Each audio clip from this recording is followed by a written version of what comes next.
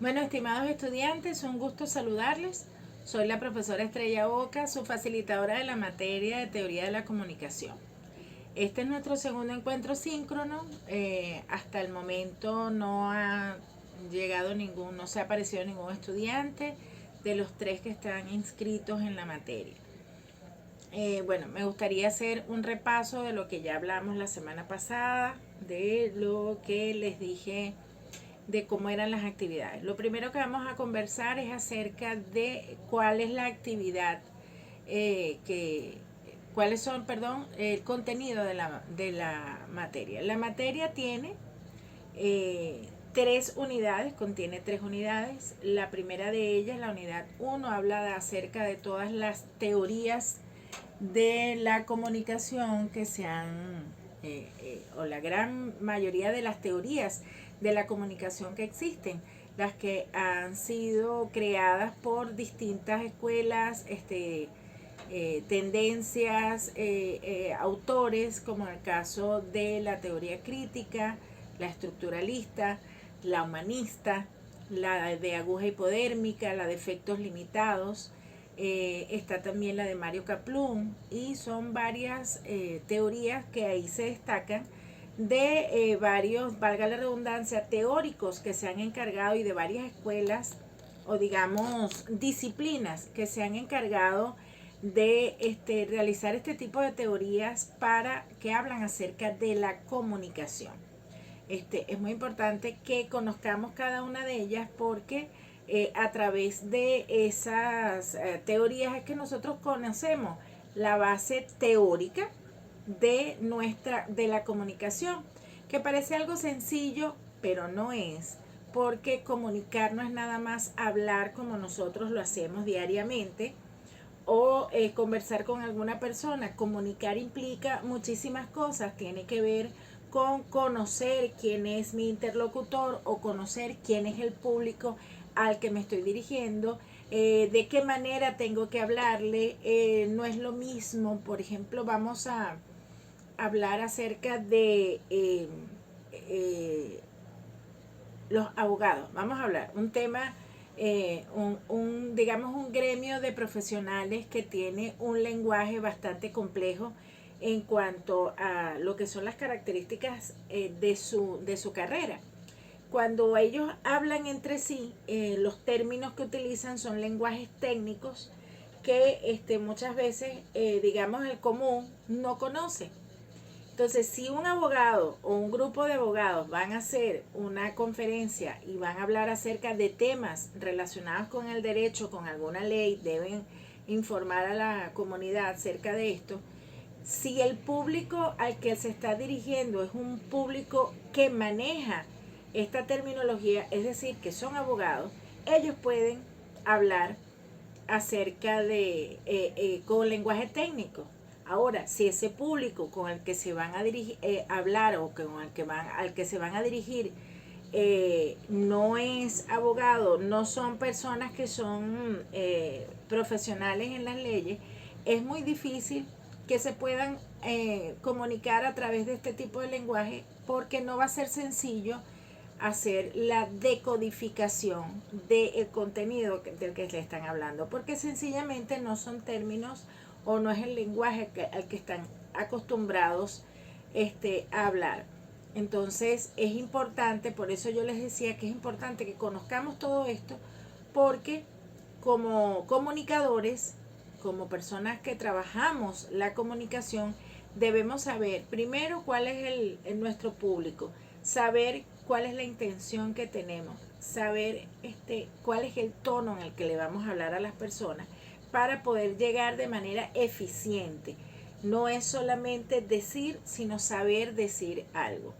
Entonces, estos estudiosos se han encargado de hablar de la comunicación desde su base, cada una de las teorías según la ideología que cada uno de ellos tenían, de la época también en la que se crearon estas teorías. Hablan acerca de lo que para ellos significa la comunicación. Fíjense algo, han existido teorías como la de la aguja hipodérmica, donde decían que los medios de comunicación manipulaban, o manipulan más bien, a la audiencia, inyectando en su cerebro cierta información de manera que eso sea lo que ellos piensan. Hay teorías que han refutado esa otra de aguja hipodérmica, que es la de efectos limitados, que indica que a pesar de que los medios puedan hablar o tratar de manipular con contenido, cosa de la que yo no participo, ojo, yo no lo creo de esa manera, pero no tengo por qué no creer lo que estos estudiosos y prepararon en ese momento, porque eran las evidencias que tenían en ese momento que les decía que las cosas eran de esa manera. Además, los experimentos que hacían les daban estos resultados. Ok, esta teoría de efectos limitados indica que a pesar de que exista un contenido o que exista una información a través de los medios, cada ser humano tiene la capacidad de pensar y de discernir, de saber si en realidad debe o no creer en algo, si va a ser lo que le dicen o no. Entonces, por eso les digo que cada una de estas teorías han sido escritas y han sido creadas en contextos distintos a los nuestros, a los actuales, pero que a pesar de eso no han perdido vigencia. Así que es muy importante que se las estudien, que las comprendan, que las manejen, porque esta es la base de nuestra carrera. Además que necesitan esa información para poder contestar el cuestionario. La segunda unidad habla de los modelos de comunicación. Ahí tienen varios autores también que han creado modelos de comunicación tomando como base el modelo de comunicación original que creó Aristóteles, que es de emisor, mensaje y receptor. Estos modelos estos autores han venido agregando elementos a ese modelo original, y le ha dado también significado. Han dicho para qué sirve, cómo funciona cada uno de estos elementos. Como les digo, tienen no solamente emisor, mensaje y receptor, que como les expliqué la semana pasada, se creó en un momento en donde el auditorio, que era en estos foros romanos que había, estaba un orador, una persona que era el que emitía el discurso, un discurso que es el mensaje, y un auditorio que era quien recibía esa información, pero no hacía retroalimentación, no había feedback, solamente recibía la información. Por tal motivo no había comunicación. ¿Por qué? Bueno, porque la comunicación es bilateral y la transmisión de información es unilateral. Es decir, cuando el receptor no se convierte en emisor y responde, ahí solamente hubo información. Diferencias que debemos manejar desde siempre, saber cuál es la diferencia entre información y comunicación. La información es unilateral y la comunicación es bilateral. ¿Cuándo es bilateral? Cuando los roles entre el emisor y el receptor se intercambian.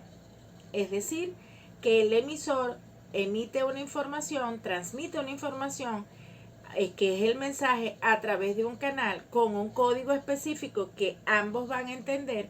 El receptor la recibe y su respuesta, cuando la da, él se convierte en emisor de esa respuesta, y quien era el emisor se convierte en el receptor de esa respuesta.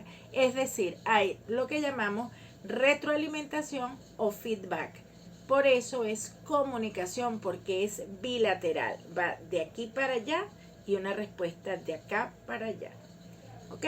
Entonces, este modelo de comunicación, como ya les dije, fue recibiendo cambios, se fueron agregando, cada estudioso le fue agregando elementos, y se crean estos modelos que nosotros conocemos en la actualidad. Entonces, estudien ambas unidades, porque es la base de para comprender cómo funciona la comunicación. Primero con los orígenes y después con estos elementos de los modelos de comunicación que son tan interesantes estudiar.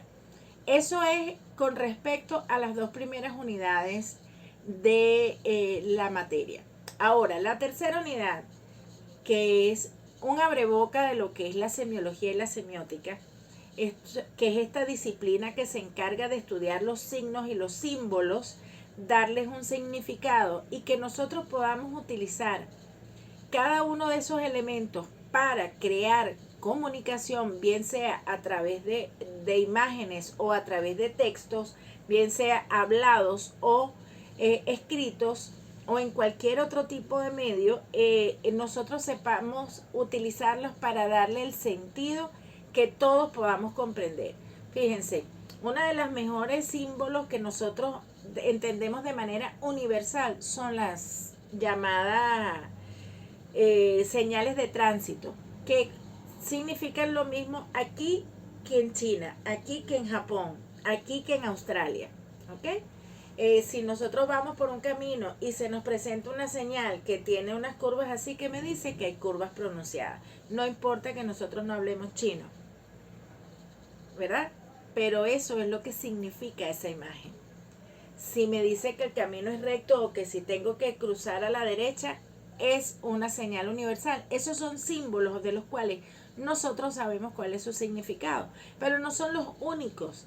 Entonces, aquí es donde entra este estudio de la semiología y de la semiótica, que se ha encargado de estudiar lo que significa cada uno de ellos para, al momento de crear imágenes, crear textos, nosotros podamos darle el sentido que se necesita y que lo entiendan con la misma intención que yo lo estoy dando. Es decir, que el mensaje sea recibido tal cual como yo lo quiero, que como ha sido mi propósito, nuestro propósito.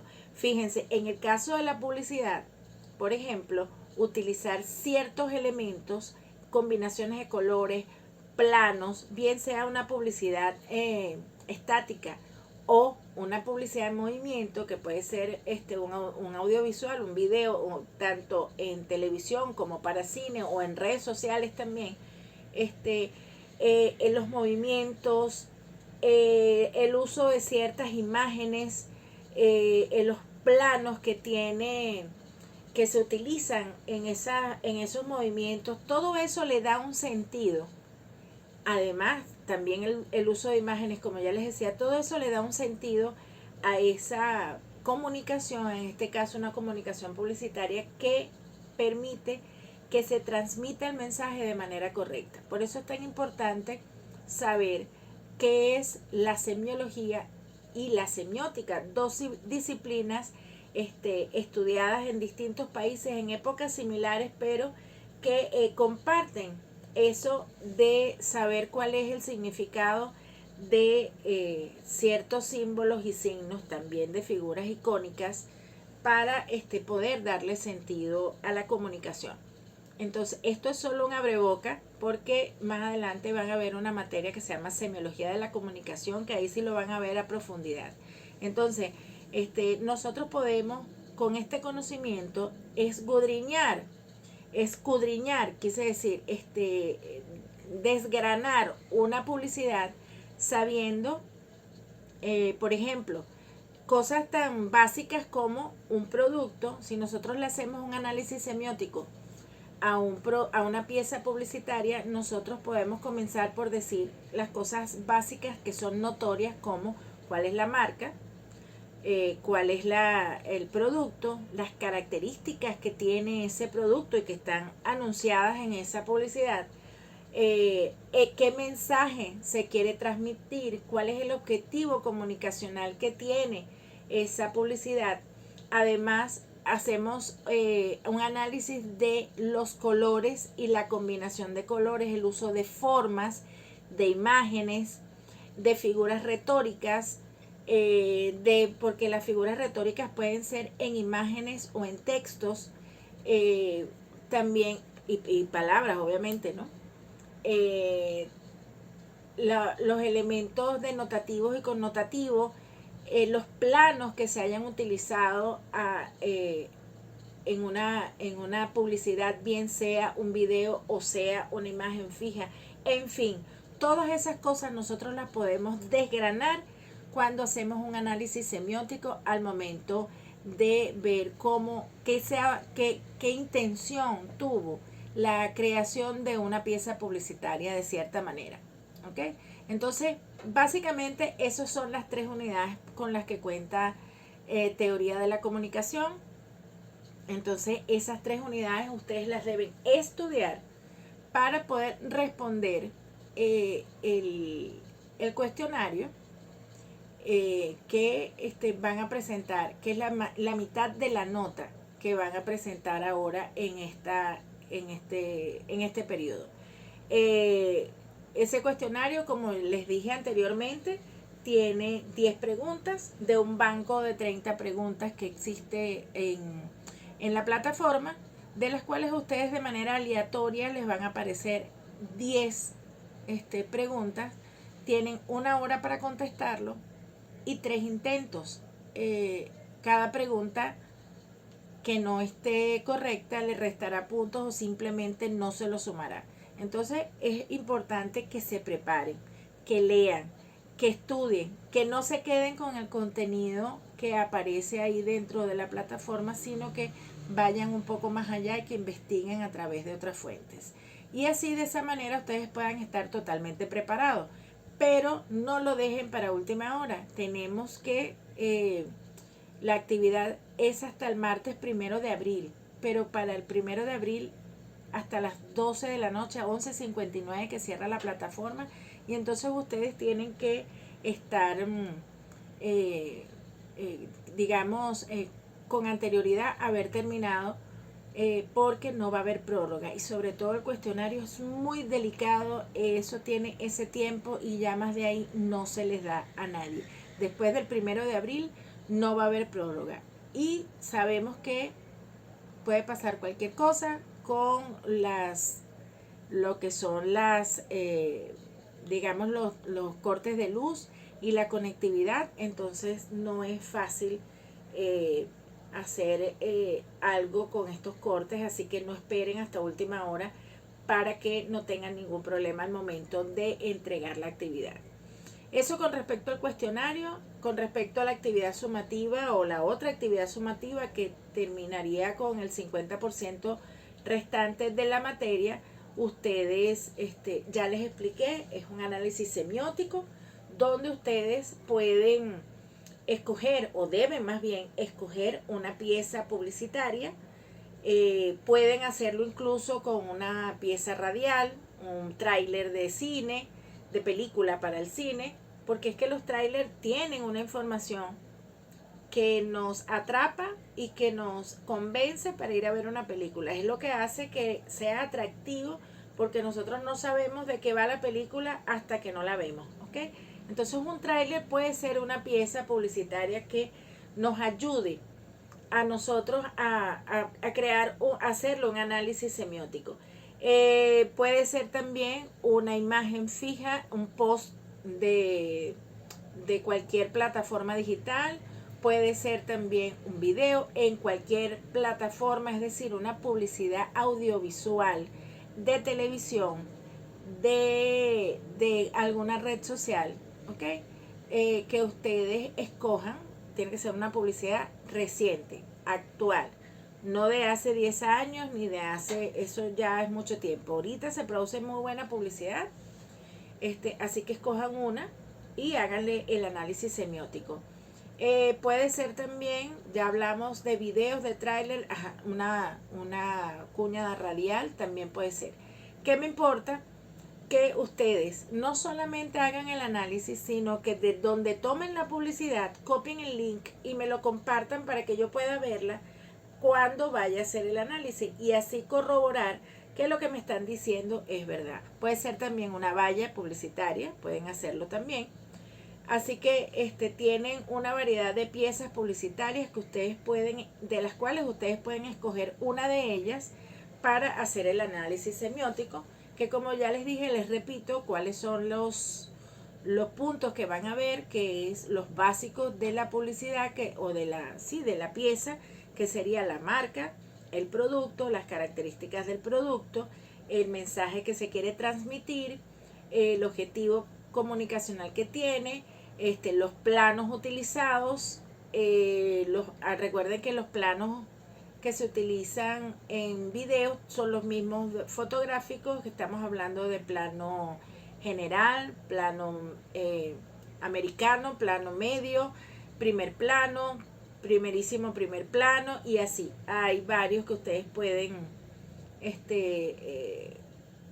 ver ahí. Hay una gran variedad de planos que son los que se utilizan. Ustedes van a determinar cuál de esos planos, la combinación de colores, los elementos denotativos y connotativos, las figuras retóricas, los símbolos, los signos, etcétera.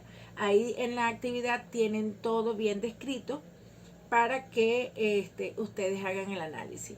Si tienen alguna duda, por supuesto me pueden consultar a través de la mensajería o a través del foro de dudas, que yo les daré respuesta a la brevedad posible. Esta actividad, al igual que el cuestionario, tiene una vigencia desde la semana pasada, desde el lunes 10 de marzo hasta esta semana, hasta el 1 de abril, perdón, a las 11:59 de la noche o 23:59 para entregar. Como ya les dije, no lo dejen para última hora.